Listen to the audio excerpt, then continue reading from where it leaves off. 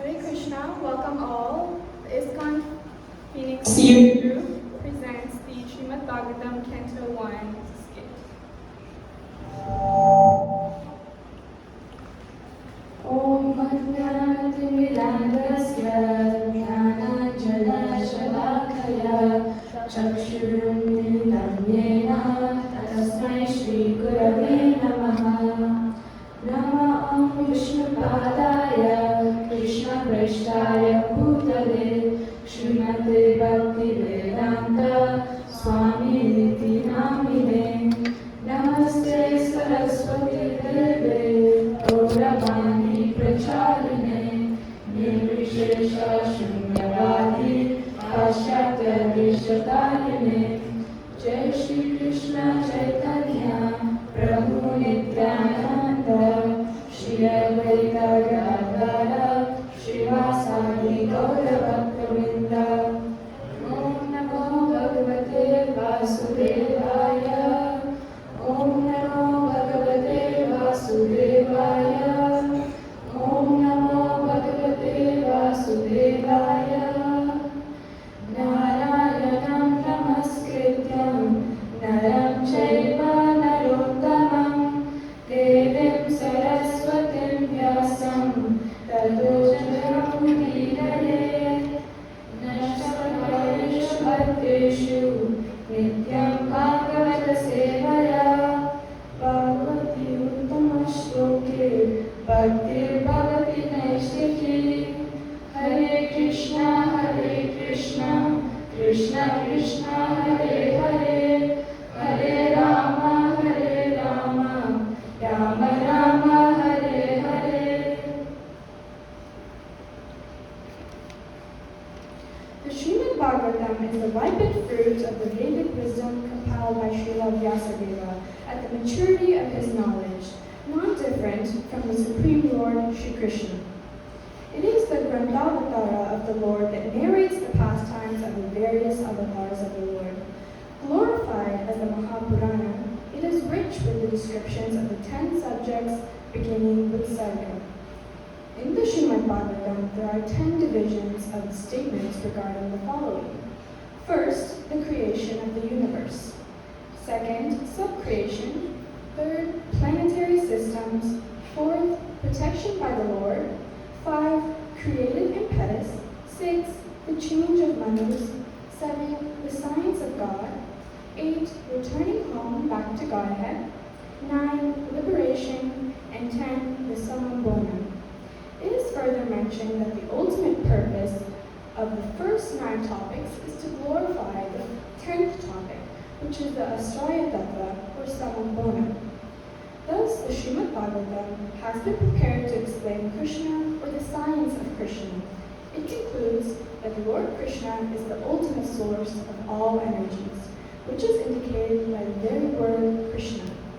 Tasamasya vishuddhartam navanam nihalakshanam varnayanti mahatmanam shrutena tena chandhyasa. To isolate the transcendentals of the summum bonum, the symptoms the rest are described by the Vedic inference, sometimes by direct explanation and sometimes by summary explanations given by the great sages. The first 2 cantos of Srimad Bhagavatam correspond to the lotus feet of Lord Krishna. Therefore, one should approach this literature with humility and sincerity by first studying these 2 cantos. Srila Jiva Goswami mentions in his Tattva Sandarbha that the Ashraya Tattva is given special prominence in the first 2 cantos of Srimad Bhagavatam as follows. In the first 2 chapters, to the questions of the sages of Naimisharanya, which are answered by Suta Goswami, especially in the 3rd chapter, and to the discussion between Narad Muni and Vyasadeva from chapters 4 to 6. Also in the 2nd canto, the absolute truth as Lord Sri Krishna is highlighted in the Chatushloki Bhagavatam. The first canto of Srimad Bhagavatam introduces to the key philosophical elements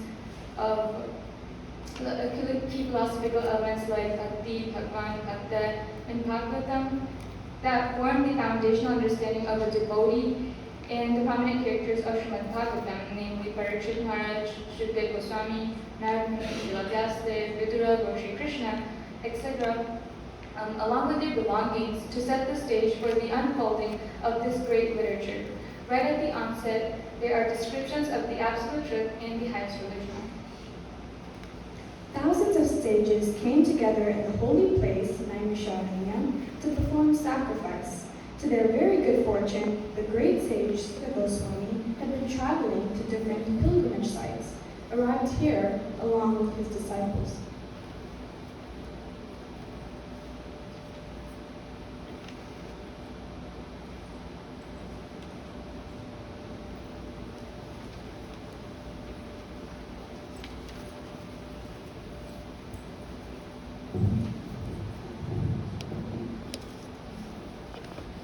We are so grateful to have met you, Sri Goswami. Anyone who wants to cross this difficult ocean of Kali must first aboard the ship of my Hare Krishna. Sri Goswami, you are our captain. In this age of Kali, people are very misguided, lazy, and disturbed. There are so many scriptures telling us to do different duties, which can be learned only after many years of study. Please answer our first two questions. What is the ultimate and absolute good for everyone in this world? Please also explain the essence of all these scriptures, so that people's hearts will be fully satisfied. Thank you so much for the great question. First, I would like to offer my obeisances to Sri Sukadeva Goswami, who left his home crying, even though Vyasadeva was crying for him. This is because he had tasted the sweetness of all the Vedic literature and wanted to share them with the people struggling in the material world. Before reading Srimad Bhagavatam, we should also offer our obeisances to Narayana, Saraswati, the goddess of learning, and Vyasadeva, the author of the Srimad Bhagavatam. Although people in the material world try to nourish their bodies with greed, lust, and anger, we should instead nourish our souls. This can only be done by Krishna Bhakti, by remembering, glorifying, chanting, and hearing about Krishna. Oh, so our body is like a cage, and the soul is like a bird. The people of Kali Yuga try to polish the cage, but the bird only wants the fruit, which is similar to how the soul needs Krishna prema. I, Sona Kamani, the elderly learned teacher of all the rishis engaged in prolonged sacrificial ceremony, congratulate you and thank your express to desire to present Srimad Bhagavatam exactly as you heard it from Sukadeva Goswami. Us sages would also like to know the answer to the third question. Why did Lord Krishna appear himself taking birth from Devaki? Although Lord Krishna gave us the will to thrive as we see free in this material world, he still comes when he sees the world in disarray. The main reason he comes is to protect his devotees, and whenever dharma is taken down by greed and lust, he comes to re-establish the seeds of righteousness and morality in this material world. Oh, so Krishna is Swarat and thus appears by his own desire and is not forced to appear in this material world. Therefore, it is difficult to understand why he would come to this prison house of the material world. And he is also Sarvadampati, protector of his devotees. And thus, he broadcasts his glories and gives pleasure to his devotees. In order to become spiritually successful, we must keep listening to stories like yours and keep asking questions so that we will love him so much that we won't have to enter this material world ever again. Sula Goswami, for our fourth question, can you please tell us the acts that the Lord performs in order to create the material world? Long, long ago, in the spiritual world far away, Krishna expanded himself into none other than the four-armed Mahavishnu. Wanting a place to meditate, he laid down in the Karna ocean. In the corner of the spiritual world, he saw a small cloud. This was none other than the material sky. Bubbles started forming from the pores of his body. Each of these were individual universes which rested on his skin. Wouldn't this be exciting to see? All of the universes on the spiritual body of Mahavishnu. Ah, yes, we can see this. Sula Goswami told us that if it is possible if we lovingly serve Lord Krishna, then we will have the spiritual eyes to see. He then, as Garbhodakshaya Vishnu, entered each one of these bubbles. Seeing that there was no resting place, he filled them half with water. When after laying down in the water and meditating, a lotus stem started to sprout from his navel.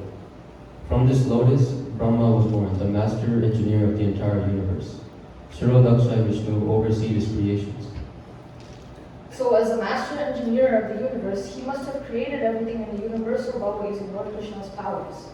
The creation is maintained by Shiva Gosai Vishnu, who also enters every living being, and even every atom is Paramatma or the Super Soul. Dear Sutta, please answer our last two questions. Can you please describe the activities of the incarnation of the Lord? And where has religion taken children now that Lord Krishna has left this material world? Krishna comes down to the material world for only one reason, to protect his devotees and re-establish Dharma. Whether he defeats Kamsa as Krishna, or slays Hiranyakashipu as Lord Narasimha, or defeats the pride of Bali Maharaj in his Vamana incarnation. His goal is always the same, to protect his devotees. Whenever Dharma is taken down by greed and anger in the material world, he comes to re-establish the seeds of righteousness. The Srimad Bhagavatam is where religion has now taken shelter. It is also an incarnation of Krishna, and it contains the essence of all Vedic literatures. Oh, so since the Srimad Bhagavatam is an incarnation of Krishna, it is all blissful and perfect, and is meant for the ultimate welfare of the people. It is as brilliant as the sun, and gives light to those who are blinded by the darkness and ignorance of Kali. We thousands of sages come together in this holy place, Nama Sharanya, to perform sacrifice. To our very good fortune, you, the great sage, Sutta Goswami, who has been traveling to different pilgrimage sites, and arrived here along with your disciples. Thank you so much for sharing this spiritual wisdom with us.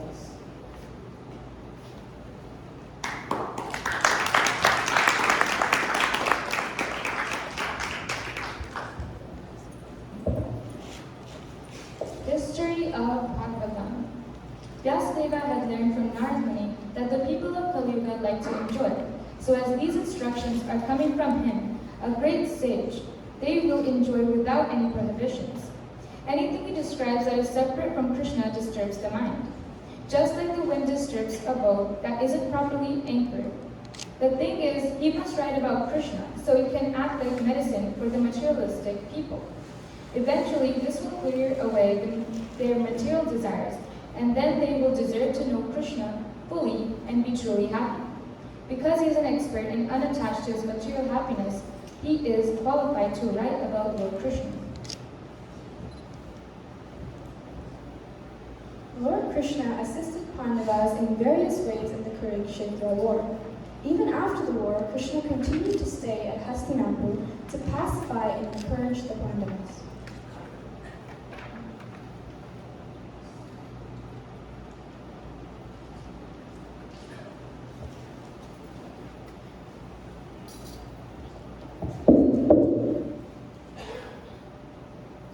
O Lord, please protect me. The fiery arrow is coming towards me fast. Let it burn me personally, but not affect my unborn child. Ashwatthama has released the Brahmastra. I have to go into Uttara's womb in a thumb-sized form as the four-armed Mahavishnu and protect her from the fiery flames of the Brahmastra.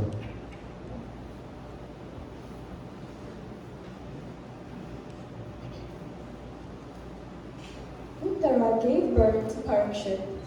Brahma gave name as Parikshit, which means one who examines.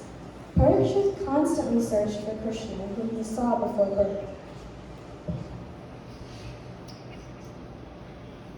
Krishna always protects his devotees from all dangers.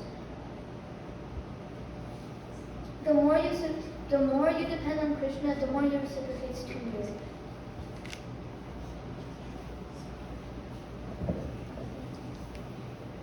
The king who saved cow. When Parikshit heard unpleasant news that Kali had entered his kingdom, he took up his bow and arrow and prepared to kill Kali. When he reached Kurukshetra, he saw a distressed cow and one-legged bull. Cow was earth personified, and bull was dharma personified. Kali was beating the cow and bull. This fitful condition of cow and bull indicates the Kali Yuga, that the earth would be in miserable and sinful people would destroy dharma.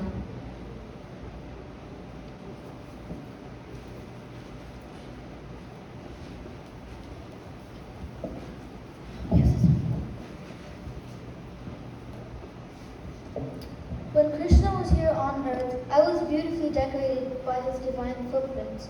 I was the most fortunate planet in the whole universe at that time. I was Dharma. Krishna incarnates on this planet to stop Dharma, but all these sinful people that destroyed the Dharma.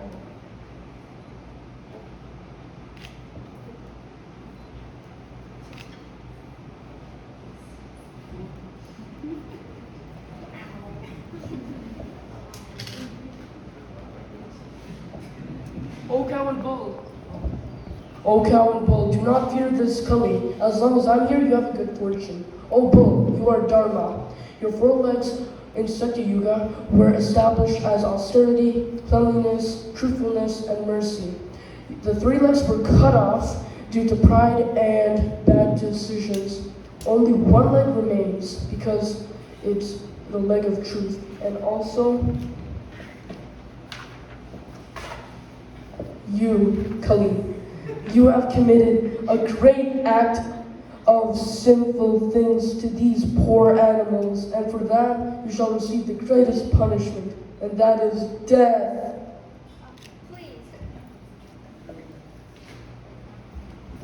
Please, don't kill me. Where can I go? Everywhere is your kingdom. So please fix some place for me under your shelter.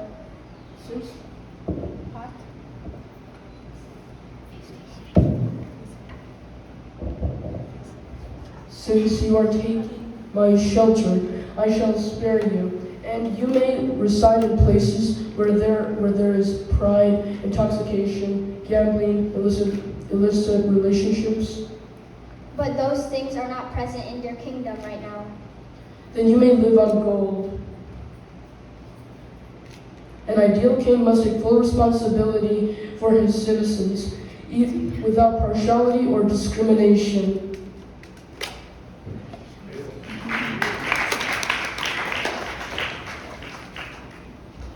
A severe punishment for a small mistake. Parikshit went on a hunting excursion. Wandering in the forest for a long time, he became tired and thirsty. In a search for water, he came upon the hermitage of sage called Shamika. He was in deep meditation.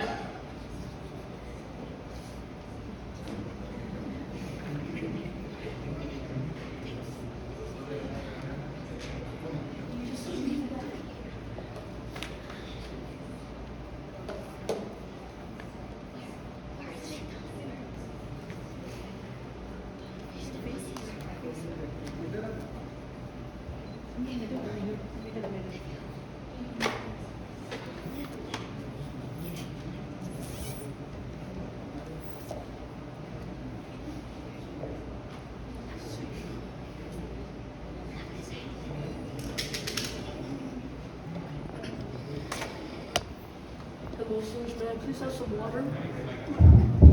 Hello, Sage, may I please have some water? Hello? Sage, may I please? This is outrageous. Oh, look, it's a dead snake.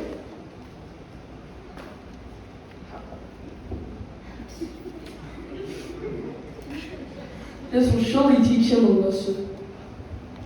Then Parikshit left the place. Shringi entered and saw a dead snake on his father's shoulder.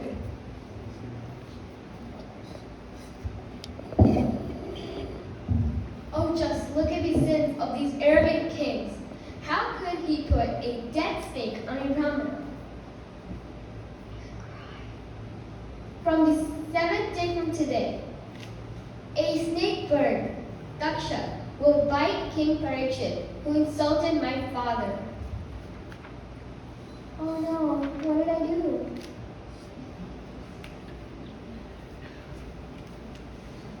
What happened? I had cursed King Parikshit. I'm sorry.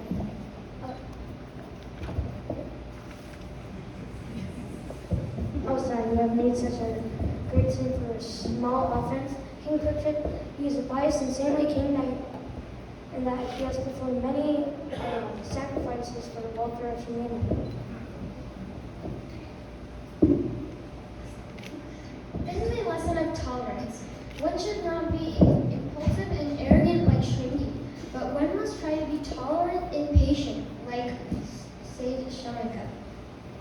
Thank you.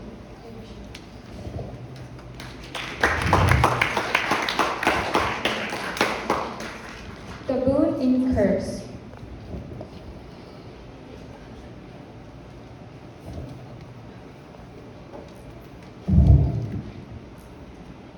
I have committed a heinous crime against Shamika Rishi. Therefore, I must accept my punishment and curse. I will live beside the river Ganges, and I shall fast until death. And I shall also take shelter from Lord Krishna. I will. Oh my God. Oh Sukadeva Goswami, just by your presence, you've blessed us all. Just by your mere presence, you can make any man's sins go away completely. And please guide me. I will tell you how to live in this world and leave in this world at the time of death.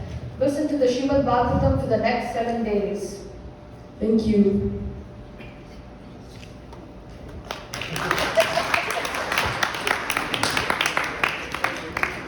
So with this, we could see how Sutta Goswami had enlightened all the sages of Naimisharanya by giving them the knowledge of bhakti and spiritual wisdom.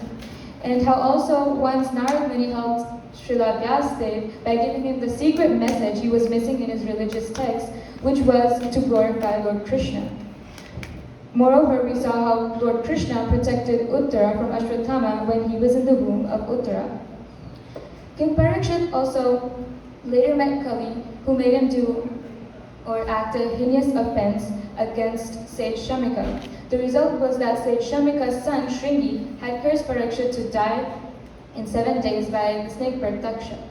But King Parikshit took this as an opportunity to hear the Srimad Bhagavatam and return to the eternal abode. In conclusion, we could see how Srimad Bhagavatam is meant for the welfare of all people, especially those who are blinded by the darkness of ignorance.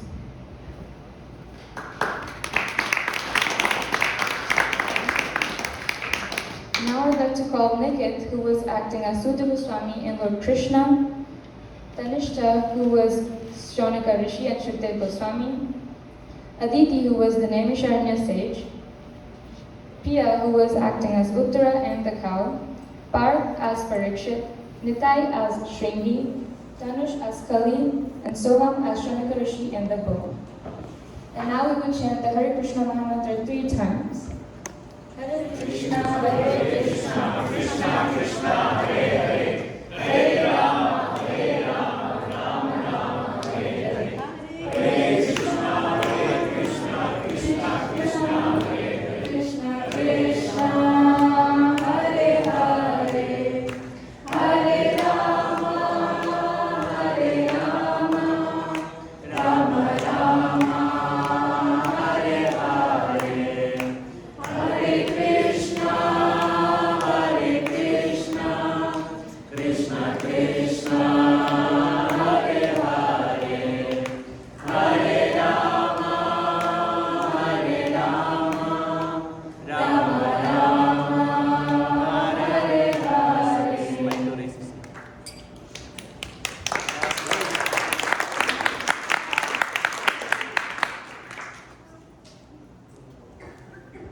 Hare Krishna.